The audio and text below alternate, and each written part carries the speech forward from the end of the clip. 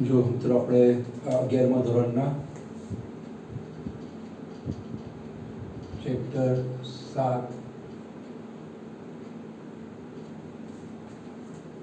દેડકામાં બાહ્ય રચના અને અંતસ્થ રચના એમ અળસિયામાં અને વંદામાં પણ એ પૈકી આપણે પૃષ્ઠવંશી પ્રાણી એવું દેડકો એની વાત આગલા 2 લેક્ચરમાં થોડી કરી. ઇન જનરલ વાતો કરી કે દેડકાનું વૈજ્ઞાનિક નામ રાના ટાઇગ્રીના છે, એને ઇન્ડિયન બુલ ફ્રોગ પણ કહેવાય. એ સિવાય આપણે એવું પણ જોયું કે એ વર્ષા ઋતુમાં જ જોવા મળે, પાણીની આસપાસ જ જોવા મળે, દાંત હોવા છતાં પણ તે ચાવતો નથી, એની આંખો છે એ ઉપસેલી જોવા મળે છે. એ વર્ષા ઋતુમાં જ જોવા મળે એનું કારણ આપણે જોયું હતું કે અસમતાપી પ્રાણી છે. દેડકાની જીભ આપણી જેમ ઉલટી હોય, ફર્સ્ટ છેડે જોડાયેલી નહીં પણ અગ્ર છેડે જોડાયેલી હોય. આપણી જીભ અગ્ર છેડે એક સાખી છે, એની જીભ ફર્સ્ટ છેડે દ્વિશાખી આપણને જોવા મળે. દેડકાની ચામડી છે એ રક્ષણ અને શ્વસનમાં ઉપયોગી છે. આ બધી આપણે જનરલ વાતો દેડકાની જોઈ. આજે હવે એક્ઝેક્ટ દેડકાના શરીરમાં જોવા મળતી જે બાહ્ય રચનાઓ છે એની આપણે વાત જોઈએ, અને પછી આ થોડા તફાવતના રૂપમાં જે કંઈ એના શરીર રચનાના મુદ્દાઓ છે એની વાત કરીએ. તો આપણે દેડકો જે બહુ મોસ્ટ કોમન પ્રાણી છે, બધાએ દેડકો છે એ જોયેલો હોય, એની શરીર રચના સમજવા માટે આપણે થોડો પ્રયત્ન કરીએ. આમ જો શરીર રચના એકદમ સરળ જ છે, છતાં આપણે અગાઉ જોયું હતું દેડકાની આંખો છે એ ઉપસેલી હોય. એનું કારણ શું કે એની અંદર આપણને માત્ર શરીર રચનામાં શીર્ષ અને ધડ બે વસ્તુ જોવા મળે. શીર્ષ અને ધડ, વચમાં ગરદનનો અભાવ હોય, અને ગરદનના અભાવે એનું શીર્ષ ચારે બાજુ ફેરવી શકતો નથી, એટલે એનો દૃષ્ટિ વ્યાપ વિઝન એરિયા વધે. એના લીધે કુદરતે એની આંખો છે ઉપસેલી આપી છે, જેના કારણે આસપાસનું દૃશ્ય વધારે એ જોઈ શકે અને પોતાના ભક્ષકો, સાપ પક્ષી જેવા ભક્ષકો કે દુશ્મન પ્રાણીઓ એનાથી પોતાનું રક્ષણ કરી શકે. અહીંયા આપણા દેડકા શરીરમાં મુખ્ય 2 ભાગ જોવા મળશે, શીર્ષ અને ધડ. પહેલાં આપણે શીર્ષની વાત કરીએ તો શીર્ષ છે એ લગભગ ત્રિકોણાકાર હોય. તમારે મેથ્સમાં એવું 60 બાય 60 ડિગ્રીનું ત્રિકોણ નહીં, પણ લગભગ નિયર ત્રિકોણ જેવું આપણને એનું મુખ કે મોઢું જોવા મળે કે શીર્ષ જોવા મળે. ત્રિકોણાકાર એવા શીર્ષનો જે આગળનો ભાગ છે, અણીવાળો ભાગ, એને તુંડ કહેવાય. અને એ તુંડની આગળ જે 2 જડબા છે, આ ઉપરનું જડબું અને નીચેનું જડબું, એ જડબા વચ્ચે જે પોલાણ છે એને મુખ ગુહા કહેવાય. આ ભાગ છે એ મુખ ગુહા છે, મોઢાની અંદરનું પોલાણ. આપણે આપણા 2 જડબાઓ બંધ કરીએ છતાં આપણી અંદર જીભ છે એનું હલનચલન શક્ય બને છે, કારણ કે 2 જડબા વચ્ચે અંદર પોલાણ હોય. એ 2 જડબા વચ્ચેનું પોલાણ કે કોટર, ગુહા, જગ્યા, એને કહેવાય મુખ ગુહા. પછી આપણે મોઢું બંધ કરીએ તો આ જે ભાગ છે જ્યાં 2 હોઠ છે ભેગા થઈને આપણને જે રચના દેખાય છે, આ એને મુખ ફાટ કહેવાય. મોં ફાડ અથવા મુખ ફાટ. આપણી એ મુખ ફાટ છે નાની છે. દેડકાની મુખ ફાટ છે અહીંયા સુધી હોય. એ દેડકો પોતાના 2 જડબા પૂરેપૂરા ખોલી શકે. તમને મગરમાં પણ એવું જોવા મળે. મગરના પણ જે જડબા હોય એ જડબાની મુખ ફાટ છે ઘણી બધી મોટી હોય, એના કારણે એ પણ પોતાના 2 જડબા પૂરેપૂરા ખોલી શકે. આપણે આમ જડબું પૂરેપૂરું ખોલી શકીએ, પણ એ પણ આજ મુખફાટના મર્યાદામાં રહીને. એટલે જેટલું દેડકા જેવા પ્રાણીઓ કે મગર જેવા પ્રાણીઓ પોતાનું પૂરેપૂરું 2 જડબા ખોલીને મોઢું પહોળું કરી શકે, એટલું આપણે કરી શકીએ નહીં. આપણી મોં ફાટ કે મુખફાટ નાની છે, દેડકાની ઘણી બધી મોટી છે. એ સૂચવે છે કે દેડકો માંસાહારી છે. માંસાહારમાં ખાસ તો કીટાહારી છે, પણ એ માંસાહારી પ્રાણીઓ હોય એની લાક્ષણિકતા છે કે એની મોં ફાટ છે એ ઘણી બધી મોટી હોય, જેના કારણે મોટા કદનો શિકાર પણ એ ખાઈ શકે. આપણે તો હાથ વડે જે ખોરાક હોય એને કટકા કરીને, બટકા કરીને, ટુકડાઓ કરીને ખાઈએ. દેડકાના માટે એ વ્યવસ્થા નથી. એ એના હાથથી જીવડું આમ ભાંગી તોડીને કટકા ખાય એ વ્યવસ્થા નથી. એ પ્રકારની સગવડતા એના પોતાના અગ્રઉપામાં નથી હોતી. એ મગરની જેમ, અજગરની જેમ મોઢામાં જે શિકાર પકડે છે અને પૂરેપૂરો ગળી જાય છે. એટલે કુદરતે એને વ્યવસ્થા એવી આપી છે, કદાચ મોટા કદનો શિકાર હોય તો પણ મોઢામાં આવી જાય, એટલા માટે મોઢું પૂરેપૂરું પહોળું થઈ શકવું જોઈએ. એના માટે આપણને અહીંયા મુખવાટ છે એ પહોળી અથવા તો લાંબી જોવા મળે. એ ઉપરાંત ઉપલા જડબાની અગ્ર બાજુએ અગ્ર પૃષ્ઠ બાજુએ આપણને એક જોડ નાસિકા છિદ્ર જોવા મળે. એક છિદ્ર આ તરફ છે તો એક છિદ્ર પહેલી તરફ પણ આપણને જોવા મળે. એને કહેવાય નાસિકા છિદ્રો અથવા નસકોરા. આપણે પણ બે નસકોરા છે, દેડકામાં બે નાસિકા છિદ્રો અથવા નસકોરા હોય. એને એકચ્યુઅલી બાહ્ય નાસિકા છિદ્રો પણ કહેવાય. તમે એનું મોઢું ખોલો તો એ ખાણા અંદર પણ મોઢામાં ખુલતા આપણને જોવા મળે. એને કહેવાય અંતસ્થ નાસિકા છિદ્રો. ટૂંકમાં એમાં એ વાટે શ્વસનના હેતુસર હવાની આપલે છે કરે. એનું મોઢું બંધ હોય તો પણ એમાંથી હવા છે ખેંચી. આપણું મોઢું બંધ હોય તો આપણે નાક વાટે હવા લઈએ છીએ, તો મોટાભાગે નાક વાટે જ હવા લેવી જોઈએ, કારણ કે મુખ વાટે શ્વસન તો થઈ શકે, મોઢું બંધ કરે તો પણ શ્વાસ તો મોઢા દ્વારા પણ લેવાય, હવા ફેફસામાં જાય, પણ એ ફિલ્ટર થઈ ના થાય, ચોખ્ખી હવા ના જાય, યોગ્ય તાપમાનવાળી હવા ના જાય. એ વ્યવસ્થા નાસિકા કોટરમાં આપણને જોવા મળે. અહીંયા એ છિદ્ર મારફત શ્વસનના હેતુસર જે હવા છે એની આપલે કરે. એની પછી શ્વસન છિદ્રથી પશ્ચ તરફ તમે સહેજ જાઓ તો તમને ઉપસેલી આંખ જોવા મળે. એ ઉપસેલી આંખનો હેતુ તો આપણે સમજાવ્યો, પણ કુદરતે એની આંખની અંદર કુલ 3 પોપચા મૂક્યા હોય. 2 પોપચા સ્થિર હોય, જે 2 અર્ધ પોપચા છે સ્થિર હોય. દેડકાની આંખ છે ને આ એક અર્ધ પોપચું અને બીજું અર્ધ પોપચું, આ 2 સ્થિર છે, એ હલનચલન કરશે નહીં, ફિક્સ છે. અને બંને અર્ધ પોપચા એ પારદર્શક હોય, એટલે એ બંને બંધ જ રહે. એટલે એવું કે દેડકો બંધ ના કે પણ જોઈ શકે છે, કારણ કે એ બંધ જ રહે છે અને પારદર્શક છે, એટલે આરામથી આરપાર જોઈ શકે. એનું કારણ કે એની આંખમાં જ્યારે પાણીમાં હોય ત્યારે કચરો ના જાય. એ સિવાય ત્રીજું પોપચું અહીંયા નીચેની બાજુએ પણ આપણને એક ચામડીની ગળી જેવું જોવા મળશે. એ એનું ત્રીજું પોપચું છે,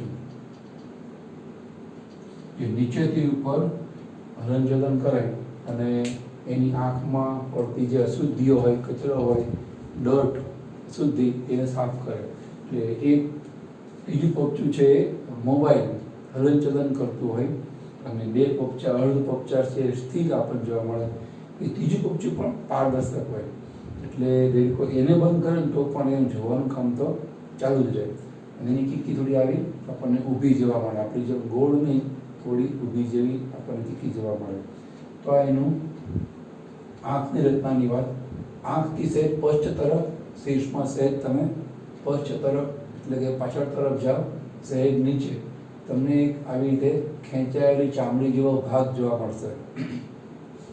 એનો કર્ણપટલ છે. આપણે જેમ દેડકામાં બાહ્ય કર્ણ નથી હોતા, કર્ણ નળી પણ નથી હોતી. આપણે બાહ્ય કર્ણમાં આવી 3 રચનાઓ હોય. આ કર્ણ પલ્લવ કહેવાય, એમાં આપણે બુટિયા પહેરી ચશ્મા ટેકવીએ, આ કર્ણ પલ્લવ. પછી જે આપણે આંગળી પેન્સિલ નાખી કોઈ એકવાર આપણને ખંજવાળ આવે ને ખંજવાળીએ, એ કર્ણ નળી. અને કર્ણ નળી પૂરી થાય ત્યાં જે પડદો હોય ને આપણે કાનનો પડદો અથવા તો કર્ણપટલ કહીએ છીએ.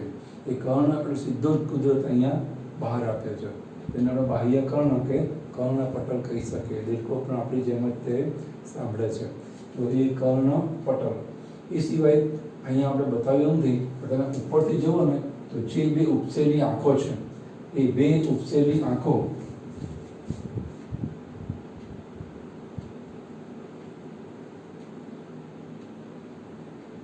ની વચ્ચે અહીંયા 2 આંખોની વચ્ચે ટપકું જોવા મળે. એ ટપકાને કહેવાય ભ્રુકુટી બિંદુ. એની 2 ઉપસેલી આંખોની વચ્ચે, શીર્ષ ઉપર પૃષ્ઠ બાજુએ 2 ઉપસેલી આંખોની વચ્ચે સફેદ ટપકા જેવો ભાગ જોવા મળે. એને આપણે કહીએ છીએ ભ્રુકુટી બિંદુ. ભ્રુકુટી એટલે આ નેટ, એ જગ્યાએ જોવા મળે આપણને, એટલે એને આપણે કહીએ છીએ ભ્રુકુટી બિંદુ.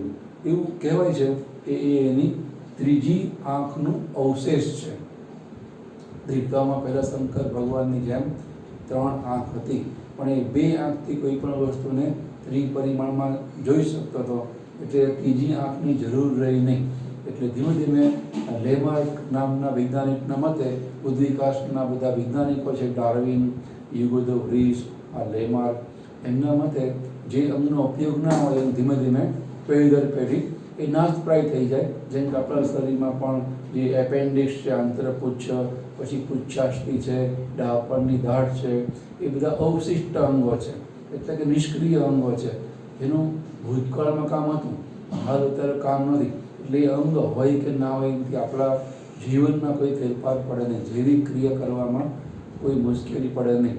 એવી જ રીતના અહીંયા પણ આ જે ત્રીજી આંખ છે એનો ઉપયોગ રહ્યો નહીં, એટલે હવે એ આંખ તરીકે નહીં, માત્ર ટપકા જેવું આપણને જોવા મળે, જેનાથી દેડકો જોઈ શકતો નથી, પણ ત્યાં આંખ હતી એના અવશેષ રૂપે ડાઘો આપણને જોવા મળે. માટે ત્રીજી આંખના અવશેષ રૂપે એવા ભ્રુકુટી બિંદુ એ દેડકામાં બંને આંખની વચ્ચે આપણને જોવા મળે. તમે ધ્યાનથી દેડકાને જોશો તમને જોવા મળે. તો આવી રીતના આપણા લગભગ દેડકાના શીર્ષની અંદર જોવા મળે. એના પછી દેડકાનું ધડ આવે. ધડનું ચપટું હોય અને સુવાહી કહેવાય. સુવાહી મતલબ સારી રીતે પાણીમાં વહન પામી શકે, કારણ કે દેડકો જે પ્રચલન કરે છે એ પાણીમાં તરીને કરે છે, જમીન ઉપર તારે કૂદે છે. દેડકો ચાલશે નહીં, એ કૂદે છે. કાર્ટૂનમાં ભલે આપણને ટીવીમાં બતાવે, વિડીયોમાં જોવા મળે, પણ પ્રેક્ટિકલી વ્યવહાર દેડકો છે કૂદીને પ્રચલન કરે છે, કૂદીને અને પાણીમાં તરીને. તો એ દેડકાનું શરીર જ્યારે તરતું હોય ત્યારે એને અવરોધ ઓછામાં ઓછા નડે, એટલે બોટ સહિત નાવડી કે હોડકા જેવું એનું ચપટું શરીર આપણને જોવા મળે. તો એ ચપટું શરીર અને એની અંદર એક જોડ અગ્ર ઉપાંગ હોય, જ્યારે બતાવ્યા છે આવો નવો ઉપાંગ પહેલી બાજુ હશે, ને એક જોડ પશ્ચ ઉપાંગ હોય, એ આપણે બતાવેલું છે. આ એ સંકેલાયેલો પગ, એક જોડ, એને આપણે પશ્ચ ઉપાંગ જે કહીએ છીએ. આપણને દેખાય છે અગ્ર ઉપાંગ છે એમાં એક જ ફોલ્ડ છે, ત્યારે પશ્ચ ઉપાંગ છે એમાં આપણને 3 ફોલ્ડ જોવા મળે. એટલે અગ્ર ઉપાંગ ટૂંકા કહેવાય, ત્યારે પશ્ચ ઉપાંગ છે લાંબા છે. એટલું જ નહીં, અગ્ર ઉપાંગ છે તમે ધ્યાનથી જુઓ, આપણને 4 આંગળી જોવા મળે, ત્યારે પશ્ચ ઉપાંગ છે એમાં મેં 5 આંગળી દોરી છે. એટલું જ નહીં, આ 4 આંગળી મુક્ત છે, જ્યારે નીચેની પશ્ચ ઉપાંગની બે બાજુના આંગળાઓ આવી રીતે ચામડી વડે જોડાયેલા હોય, એને વેબ પણ કહેવાય. તો ચામડી વડે જોડાયેલા કહેવાય, વેબ્ડ ફિંગર કહેવાય. આપણે પણ આપણા આંગળાઓ છે જોરથી આમ કરો, જે ચામડી છે એ અહીંયા સુધી આવી ગઈ, તો એને એ અંગથી હલેસા જેવું કામ કરવાનું હોય. તરવામાં સારી રીતે ધક્કો લગાવી શકે, પગને પાછળ ધકેલી શરીરને આગળ ધકેલે, એના કારણે સારી તરી શકે. તો તરવાના કામમાં પશ્ચ ઉપાંગ આવે એટલે કુદરતે એને 5 આંગળાઓ જોડેલા આપ્યા છે. અને કૂદવાના કામમાં પણ પશ્ચ ઉપાંગો જ આવે છે. સંકેલાયેલા પશ્ચ ઉપાંગો છે એ જેવા એ અનફોલ્ડ કરે, જેવા એ કૂદકો લગાવવા પ્રયત્ન પાછલા ઉપાંગથી પોતાના શરીરને આગળ ધકેલે છે. તો પશ્ચ ઉપાંગ કૂદવાના કામમાં પણ લાગે, જોડાયેલા આંગળાને કારણે પાણીમાં તરવાના કામમાં લાગે. ટૂંકમાં પશ્ચ ઉપાંગ છે એ પ્રચલનમાં કામ લાગે છે એવું કહેવાય. અગ્ર ઉપાંગ ટૂંકા છે અને વળી એની આંગળીઓ છે એ જોડાયેલી છે, સોરી મુક્ત છે, એટલે એ તરવાના કે જમીન ઉપર ત્યારે કૂદવાના કામમાં આવતા નથી. તો એનું કામ શું? એનું કામ દિશા જાળવી રાખવાનું. દેડકાએ કૂદીને કઈ તરફ જમ્પ લગાવીને જીવડ ઉપર પડવાનું છે એ અગ્ર ઉપાંગ નક્કી કરે. એમ તમને સ્વિમિંગ આવડતું તો ખબર હશે કે હાથથી વ્યક્તિ દિશા નક્કી કરે છે, પછી તમારે આમ જવું છે, આમ જવું છે કે સીધું જવાનું છે. તો પ્રચલન વખતે દિશા બદલવાના કામમાં અગ્ર ઉપાંગ છે આવે. એટલે અગ્ર ઉપાંગ સ્ટીયરિંગનું કામ કરે. વાહનનું સ્ટીયરિંગ છે એ વાહનની દિશા નક્કી નહીં કરે, પણ સ્પીડ નક્કી નહીં કરે, પણ દિશા નક્કી કરે. એવી રીતે અગ્ર ઉપાંગ પણ એનું સ્ટીયરિંગ જેવું કામ કરે, દિશા નક્કી કરવાનું કે બદલવાનું કામ કરે. એ ઉપરાંત જો દેડકો નર હોય, માત્ર નરમાં જ આપણને આવું જોવા મળે, મહા દેડકામાં આવું જોવા નહીં મળે. નર દેડકાની અંદર તમે અગ્ર ઉપાંગની જે પહેલી આંગળી જુઓ તો આપણી જે આંગળી છે આ દૂરસ્થ છેડો કહેવાય અને આ નિકટવર્તી છેડો કહેવાય. કારણ કે શરીરની નજીકનો આ ભાગ છે એટલે નિકટવર્તી ભાગ કહેવાય. શરીરથી આ ભાગ દૂર છે એટલે આંગળીનો આ છેડો છે એને દૂરસ્થ કહેવાય. તો નર દેડકાના અગ્ર ઉપાંગની પ્રથમ આંગળીના નિકટવર્તી છેડે આવો થોડો અહીંયા જેમ આપણે અહીંયા થોડો ભાગ હોય પોચો આપણી હથેળીમાં, એવો થોડો ઉપસેલો ગાદી જેવો ભાગ હોય, જેને કહેવાય મૈથુન ગાદી. એની વાત આપણે થોડી અગાઉ કરી ચૂક્યા છીએ કે જ્યારે દેડકાની મૈથુન ક્રિયા થાય ત્યારે માદા દેડકા પર નર દેડકો બેસે છે કે સવાર થાય છે. એવી એ યુગલ સ્વરૂપની એમની મૈથુન ક્રિયા 2-3 દિવસ ચાલતી હોય છે. એ દરમિયાન શ્વસનના હેતુ માટેની ત્વચા એકદમ ચીકણી હોય અને એ આવકાર્ય છે, હોવી જ જોઈએ, અનિવાર્ય છે, તો જ દેડકો ત્વચા મારફતે શ્વસન કરી શકે.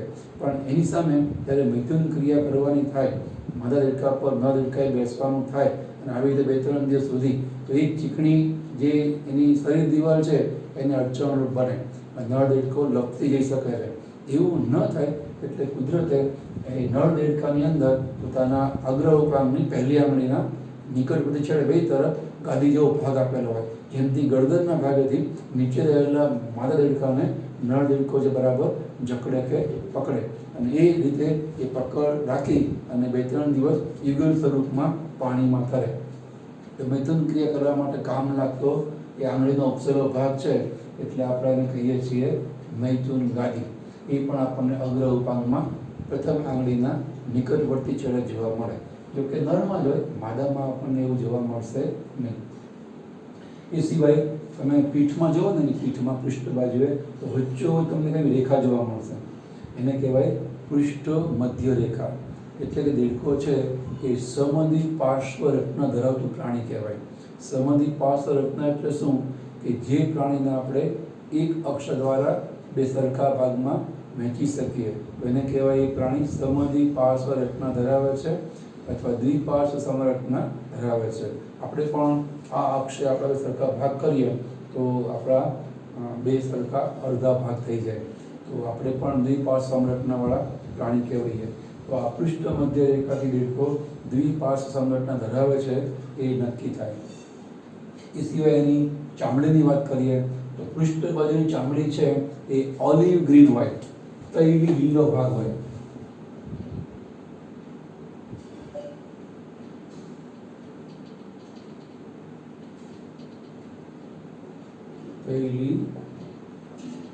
લીલો બેકગ્રાઉન્ડમાં દેડકાનો જે રંગ લગભગ લીલા જેવો હોય અને એની ઉપર આપણને કાળા અનિયમિત સંખ્યાના અને અનિયમિત આકારના ડાઘા જોવા મળે. હા, તમે એમેઝોન, ડિસ્કવરી એ જગ્યાએ તમે જુઓ તો તમને એમેઝોન જંગલોમાં જે દેડકા જોવા મળે, ડિસ્કવરી બતાવે છે, એ લાલ પણ હોય, આખા દેડકા પીળા પણ હોય. એ અલગ વસ્તુ છે, પણ આપણે શીખીએ છીએ રાના ટાઈગરીના, એનો રંગ ચામડીનો બેકગ્રાઉન્ડમાં ગ્રીન હોય અને એની ઉપર કાળા ડાઘા જોવા મળે. પણ જો દેડકો નર હોય તો એની ઉપર આપણને પીળા ટપકા પણ જોવા મળે, ચમકતા પીળા ટપકા, જેને કારણે દૂરથી માદા દેડકાને એ રંગ દેખાય અને માદા એ નર તરફ આકર્ષાય. તો એ માટે નર દેડકામાં કુદરતે ચમકતો પીળો રંગ પણ આપ્યો છે. તો વરસાદમાં જુઓ અને એકદમ ચમકતા પીળા રંગવાળા દેડકા જોવા મળે, તમને ખ્યાલ આવે કે એ નર દેડકો છે, બરાબર. એના પ્રથમ આંગળી ઉપર તમને આવી મૈથુન ગાદી પણ તમે નજીક જાઓ અને જોવા મળે તો તમને આની પણ નોંધ કરવા મળે. અહીંયા પૃષ્ઠ બાજુએ ચામડી આવી રીતે ઓલિવ ગ્રીન, લીલી, અને એના ઉપર આપણને આવા કાળા ભૂખરા ડાઘા જોવા મળે.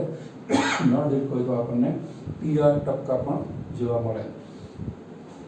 એ ઉપરાંત દેડકો છે એ વક્ષ બાજુએ આછા પીળાશ પડતા રંગની ચામડી ધરાવે છે.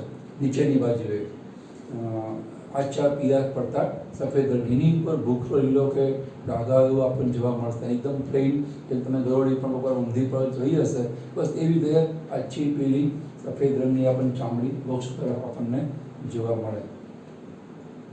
એ સિવાય એવું કહેવાય દેડકો છે એ રંગ પરિવર્તન કરે છે. એ રંગ પરિવર્તન એક્ઝેક્ટ કાચિંડા જેવું નહીં, પણ આમ છતાંય રંગ પરિવર્તન ઇંગ્લિશમાં કેમોફ્લેગ કહેવાય. કેમોફ્લેગ અથવા રંગ પરિવર્તન. દેડકો પાણીમાં હોય, ઘાસમાં હોય, ખડક કે પથ્થરમાં હોય, ઝાડની આસપાસ કે એવી રીતે જે પણ પર્યાવરણમાં રંગો હોય એમાં એ ભળી જાય. દૂર ત્યાં દુશ્મન પ્રાણી જે પક્ષી કે સાપ છે એ એને ઝડપથી નોટિસ કરી શકે નહીં, જોઈ શકે નહીં, તો એમની નજરમાંથી બચી શકે અને એનું જીવન છે એ સુરક્ષિત રહે. તો કુદરતે એને એવી રીતે રંગ પરિવર્તનની આ પૃષ્ઠ બાજુની ચામડીમાં એ વ્યવસ્થા આપી છે. વક્ષ બાજુ આછા પીળા પર સફેદ એટલા માટે એ તરે તો નીચે જળચર હોય ઝડપથી દેખાય નહીં. પાણીમાં એ રંગ ભળી જાય આછો પીળા પર સફેદ તો નીચેના પ્રાણીમાં ઝડપથી જોઈ શકે નહીં. તો જળચર જે ભક્ષકો હોય એના એનાથી પણ એ બચી શકે. દેડકાની ચામડી રક્ષણમાં ઉપયોગી છે એવું કીધું આપણે. એના આપણે બે મુદ્દા આપેલા કે ચીકણી હોવાના કારણે ભક્ષકના મુખમાંથી કે પકડમાં ચટકી જવાનો ચાન્સ રહે. એ સિવાય એ ચીકાશને કારણે એના પર ફૂગ ડીલ જેવા પરોપજીવીઓનો ચેપ લાગે નહીં. અને ત્રીજું આપણે આ પણ કહી શકીએ દેડકાની ચામડી પૃષ્ઠ તરફ થોડી રંગ પરિવર્તન કરી શકે એવી હોય. હા, એનામાં દેડકાએ કોઈ પ્રયત્ન નહીં કરવો પડે. એ આપમેળ થતી ક્રિયા છે કે જે વાતાવરણ પ્રમાણે ચામડીમાં રંગમાં ફેરફાર થઈ જાય. એને કોઈ એવો વિશેષ પ્રયાસ નહીં કરવો પડે કે હવે ચલો હું આ રંગમાં ભળી જાય એના માટે આમ આળસ મારું કે કંઈ પ્રયત્ન કરવાની જરૂર નહીં. એક પ્રકારની પરાવર્તી ક્રિયા. જે માણસ ગુસ્સે થાય ચાહે લાલ ઘૂમ થઈ જાય, આંખમાં લોહી ધસી આવે, નસકોરા ફૂલી જાય, એ આપમેળની ક્રિયા છે, એ થઈ જ જાય. એવી રીતે અહીંયા પણ દેડકાની ચામડીમાં કુદરતી પર્યાવરણના રંગમાં ભળી જવાની ક્ષમતા હોય છે. એને કહેવાય રંગ પરિવર્તનની ક્ષમતા. એને લઈ અને દેડકો પોતાના ભક્ષક સામે બચે છે. એ ઉપરાંત દેડકામાં પૃષ્ઠ તરફ અગ્ર બાજુએ મુખ ફાટ હોય, મુખ હોય એનું એ બરાબર પશ્ચ બાજુએ આપણને અવસાળની દ્વાર જોવા મળે. એકચ્યુઅલી પ્રાણીમાં છેલ્લે મળદ્વાર હોય પણ અહીંયા આપણે એને અવસાળની દ્વાર એટલા માટે કહીએ છીએ. દેડકા પાસે ઉત્સર્ગ પદાર્થનો નિકાલ કરવા માટેનું એક જ છિદ્ર છે. એ માર્ગે મળ પણ નિકાલ પામે છે તો મળદ્વાર પણ કહેવાય. અને એ જ માર્ગે મૂત્ર પણ નિકાલ પામે છે એટલે એને મૂત્રદ્વાર પણ કહેવાય. અને એમાં જનન કોષો, શુક્રકોષ અને અંડકોષો, નર હોય તો શુક્રકોષ, દેડકો માદા હોય તો અંડકોષ પણ એ જ માર્ગે વહન પામે છે. તમે જુઓ કે આપણે ઉચ્ચ વર્ગના સસ્તન પ્રાણીઓ છીએ, મળમાર્ગ અને મૂત્રમાર્ગ આપણે અલગ છે. હા, નરની અંદર પુરુષમાં મૂત્રમાર્ગ એ જનન માર્ગ છે. મૂત્ર માર્ગે મૂત્ર નિકાલ થવા ઉપરાંત શિશ્નમાંથી મૂત્ર પણ નિકાલ પામે છે અને વીર્યના રૂપમાં શુક્રકોષો પણ નિકાલ પામે છે. પણ જે માદા છે, જે સ્ત્રી, એમાં તો 3 છિદ્રો હોય. મળ માર્ગ પણ હોય જેમાંથી મળ નિકાલ પામે, મૂત્ર માર્ગ પણ હોય જેમાંથી મૂત્ર પસાર થાય અને યોનિ માર્ગ રૂપી જનન માર્ગ પણ અલગ હોય જેમાંથી અંડકોષ પસાર થાય તો બાળક છે ગર્ભ વિકાસને જન્મ પામે. તો ટૂંકમાં અહીંયા એ ત્રણેય માર્ગ સામાન્ય છે. એટલે આપણે એને મળ માર્ગ, મૂત્ર માર્ગ કે જનન માર્ગ કહેવાના બદલે અવસાળની માર્ગ કહીએ છીએ અથવા અવસાળની દ્વાર કહીએ, જે મુદ્રિકા સ્નાયુથી બંધ હોય. જ્યારે મળ કે મૂત્ર એનું દબાણ આવે ત્યારે જે ખુલે અને મળ કે મૂત્ર નિકાલ થાય વળી પાછું બંધ થઈ જાય તો એને આપણે કહીએ છીએ મુદ્રિકા સ્નાયુઓ. સ્પિન્ક્ટર મસલ, SPINCTER સ્પિન્ક્ટર અથવા તો એને કહેવાય મુદ્રિકા સ્નાયુઓ. એ મુદ્રિકા સ્નાયુ પણ મધ્ય ભાગ છે બંધ રહે. એને કારણે હવામાં રહેલા રોગકારકોથી એને રક્ષણ મળે. હવાના રોગકારકો અંદર પ્રવેશ થઈને આપણા પણ ગુદા માર્ગમાં કે મળમાર્ગમાં એ મુદ્રિકા સ્નાયુઓને હંમેશા ભાગ બંધ રહે. જ્યારે મળના કારણે દબાણ સર્જાય ત્યારે જે ભાગ ખુલે, મળનો નિકાલ થાય, ભેગો વળી પાછું ભાગે બંધ થઈ જાય. એ વ્યવસ્થા અહીંયા પણ દેડકામાં અવસાળ દ્વારમાં આપણને જોવા મળે. જનન કોષો છે એ દબાણ ત્યાં નિકાલ પામે.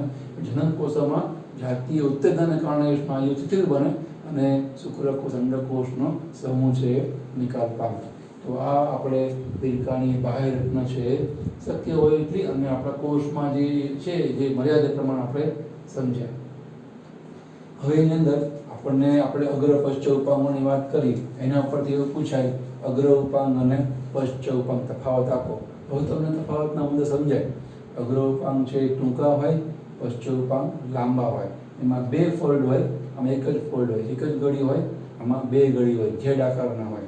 એવી રીતે અગ્ર ઉપાંગ છે એમાં 4 આંગળી હોય અને છૂટી હોય. એટલે પશ્ચ ઉપાંગ છે એમાં 5 આંગળી હોય અને જોડાયેલી હોય. અગ્ર ઉપાંગ છે એમાં માત્ર નરમાં પ્રથમ આંગળીની નિકટવર્તી છેડે ઉપસેલો ભાગ, ગાદી જેવો ભાગ જોવા મળે, જેને મૈથુન ગાદી કહેવાય. એ મૈથુન ગાદી માદામાં ગેરહાજર હોય.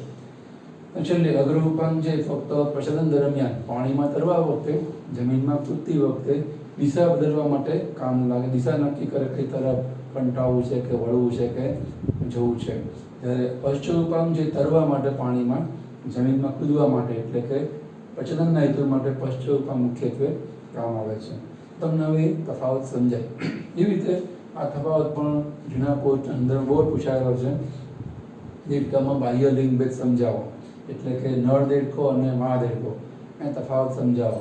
તેમાં આપણે હમણાં કીધું એમ, જો દેડકો નર હોય તેના શરીર ઉપર આપણને કાળા બદામી ડાઘા ઉપરાંત ચમકતા રંગના પીળા રંગના ડાઘા પણ જોવા મળે. આઈ કેચિંગ કલર કહેવાય. આંખ ખેંચે એવો કલર લાલ, લીલો અને પીળો છે. એટલે તમે જુઓ જ્યાં પણ જે ટ્રાફિક લાઇટ હોય ત્યાં તમને આવા રીતે આવા રંગો જોવા મળે. જેમ રેલવેમાં પણ તમને સિગ્નલમાં આવી રીતે યલો, ગ્રીન ને રેડ લાઇટ જોવા મળે. એ કલર એવા છે કે જે આપણને દૂરથી દેખાય, આપણું ધ્યાન ખેંચે એવા ધ્યાનાકર્ષક અથવા આઈ કેચિંગ કલર કહેવાય. તો અહીંયા એ પીળા ડાઘાના કારણે એની હાજરી પ્રદર્શિત થાય, એની હાજરી છતી થાય, દૂરથી માદા પ્રાણીઓને જોઈ શકે, તો પ્રજનનની ક્રિયા માટે તે આકર્ષણ એની પાસે જઈ શકે. તો કુદરતે નર દેડકામાં એવા પીળા ડાઘા છે એ મૂકેલા છે. એવી રીતે માદામાં આપણને ડાઘા જોવા નહીં મળે પીળા, જે છે ઝાંખા બદામી કાળા ડાઘા આપણને જોવા મળે. બીજું, નર દેડકાનું ઉદર સાંકડું હોય. નર દેડકો અહીંયા પેટ આગળથી, આ ઉદર એટલે પેટ કહેવાય, સાંકડો હોય. દેડકો જ્યારે કૂદે ને ત્યારે ખબર પડે. બેઠો હોય ત્યારે જલ્દી આપણને ખ્યાલ નહીં આવે, કારણ કે બે તરફ એના પગ સંકેલાયેલા, આ ભાગ થોડો આપણને પહોળો લાગે. જ્યારે કૂદે ને ત્યારે આ ભાગ એ સાંકડો હોય તો એ હંમેશા નર દેડકો હોય. આ ભાગ જો પહોળો હોય, ઉદર પહોળું હોય, એને કહેવાય માદા દેડકો. એટલા માટે કે પ્રજનન ઋતુની અંદર માદા દેડકાની અંદર અહીંયા ઉદરની અંદર એક જોડ અંડાશયો હોય, અને અંડાશયોમાં એના ઉપર આવેલા અંડપિંડમાંથી અંડકોષોનો ભરાવો થાય, અને એ અંડકોષોના ભરાવાના કારણે બે અંડાશયો ખુલેલા હોય, એના કારણે સમગ્ર પણ ઉદર પણ ખુલેલું હોય. એટલે દેડકો જો માદા હોય તો અંડાશયમાં અંડકોષોના ભરાવાના લીધે ઉદર આપણને પહોળું જોવા મળે. અને નરમાં એવી રીતે શુક્રાશય સંગ્રહને એવું કંઈ હોતું નથી, એટલે નર છે ઉદરમાં આપણને સાંકડો જોવા મળે. એટલે દેડકો કૂદે ને ત્યારે ખબર પડે કે નર છે કે માદા છે. એ સિવાય તો આપણે સમજાયું કે દેડકો જો નર હોય તો એના પ્રથમ આંગળી ઉપર આપણને નિકટવર્તી છેડે મૈથુન ગાદી જોવા મળે. જ્યારે દેડકા માદામાં આપણને એવી કોઈ મૈથુન ગાદી જોવા મળશે જરૂર નથી. એ પ્રાણીઓ નીચે રહેવાનું છે અને નર પ્રાણીઓ ઉપર રહેવાનું છે. એ મહાદેડકામાં આપણને એવી કોઈ મૈથુન ગાદી છે એ જોવા મળતી નથી. એ સિવાય ઘણીવાર વિદ્યાર્થી ભૂલમાં એવું લખતા હોય છે કે નર દેડકો અવાજ કરે, મહાદેડકો અવાજ ના કરે. જેમ તમને પક્ષીમાં ખબર હશે કે પક્ષીઓ હોય ને એ સવારમાં, વહેલી સવારમાં, ઉપવાર સમી સાંજ ઢળતર અવાજ કરે. આપણે એને કલરવ કહીએ, પક્ષીઓના કલશોર કે કલરવ કહીએ છીએ. પક્ષીઓ સમૂહગાન ગાતા હોય છે. એ મોટાભાગે નર પક્ષીઓ જે ભાતના અવાજ છે, આપણે કહીએ કોયલ બોલ્યો કહેવાય. એ માદા કોયલ છે એ આ જે કોયલનો અવાજ છે, જે ટહુકો છે, એ માદા દ્વારા ઉત્પન્ન થાય નહીં. માદા અવાજ તો કરે પણ જે એનો કલરવ છે ને એ નર પક્ષીઓ કરે. અને મુખ્યત્વે માદાને આકર્ષવા માટે એ અવાજ કરે છે, અથવા ઘણીવાર ભય વ્યક્ત કરવા એમ પ્રકારનો અવાજ કરે છે. તો એ મોટાભાગે અવાજ છે ને એ નર પ્રાણી દ્વારા થાય. એમ દેડકામાં પણ એવું છે. દેડકાનો જે લાક્ષણિક અવાજ છે, ડ્રાઉં ડ્રાઉં, ચોમાસું આવે, જળાશયો જેવા ભરાય તરત આપણને રાતના એનું જે સમૂહગાન છે દેડકાનું, ડ્રાઉં ડ્રાઉં ડ્રાઉં એવું સમૂહગાન, એને ઇંગ્લિશમાં ક્રોકિંગ કહેવાય. એનું ક્રોકિંગ આપણને સમૂહગાન સાંભળવા મળે. ડ્રાઉં ડ્રાઉં, કોઈકને ગમે, કોઈકને ખરેજ પણ પડે ઊંઘની અંદર, પણ એ જોવા સાંભળવા મળે. એ નર દેડકા કરે છે. એ અવાજ પણ પોતાની હાજરી છતી કરવા માટે અવાજ કરતા હોય છે. માદાને આકર્ષવા માટે અવાજ કરે છે કે એની હાજરી અહીંયા છે, તો માદા મૈથુન ક્રિયા કરવા માટે એ તરફ આકર્ષાય, એટલે એ સમૂહગાન જે કરે. તો એ માદાને આકર્ષવા નરમાં હોય, નરને આકર્ષવા આપણે માદામાં જોવા મળશે નહીં. પણ વિદ્યાર્થી ઘણીવાર આવું સમજાવ્યા પછી ભૂલથી શું લખશે કે નર અવાજ કરે, માદા અવાજ ના કરે. માદાએ અવાજ તો કરે જ.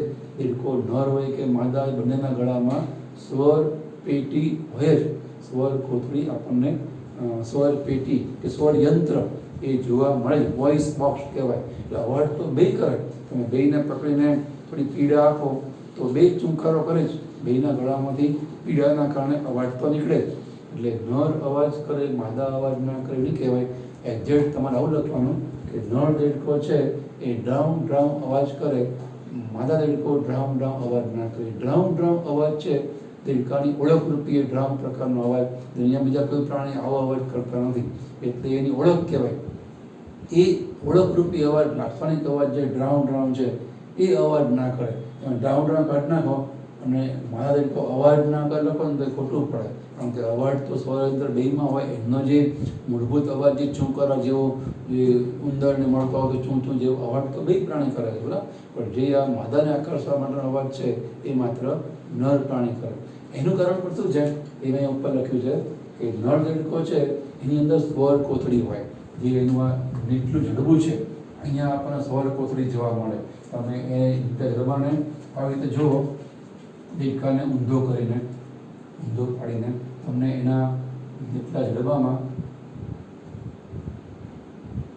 અહીંયા બે ગોળ ડાઘા જોવા મળશે. તમને એનું આ જડબું ઉપર જુઓ, અહીંયા તમને અહીંયા બે ગોળ ડાઘા જોવા મળે. એ પણ માત્ર નરમાં જ હોય, માત્ર નરમાં. એને કહેવાય સ્વર કોથળી. એક જોડ સ્વર કોથળી હોય અને એ કોથળીના છિદ્રો અંદર ખુલતા હોય. નળ અવાજ કરે ને એ અવાજ પહેલાં એ કોથળીમાં જાય, કોથળીમાં ઘૂંટાય અને ડ્રામના રૂપમાં પછી બહાર આવે છે. જેમ તમને ખબર છે કે ભૂંગળીમાં તમે ભૂંગળું કે ભૂંગળી કે પાઇપમાં અવાજ કરો તો ઘૂંટાઈને મોટો નીકળે.